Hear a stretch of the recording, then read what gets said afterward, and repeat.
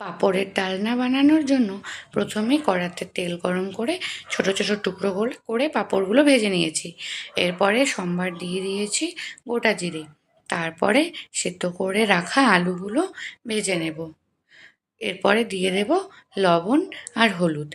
লবণটা পরিমাণ মতোই দিতে হবে। মশলা দিয়ে দিলাম, জিরে, ধনে গুঁড়ো, টমেটো, আদা, লঙ্কা সব একসাথে বেটে নিয়েছি। এবারে মশলাটা ভালো করে কষিয়ে নেব। মশলাটা কষানো হয়ে গেছে, এবারে দিয়ে দেব জল। ঝোলের জন্য পরিমাণ মতন জল। জল দিয়ে মশলাটা ভালো করে জলের সাথে মিশিয়ে দেব। এরপর কিছুক্ষণ ফুটতে দেব। ফুটে উঠেছে, এবারে দিয়ে দেব ভেজে রাখা পাঁপড়গুলো। ওই একঘেয়েমি নিরামিষের দিনে পনির খেতে আর ভালো লাগে না, তাই একটু অন্যরকম ট্রাই করলাম।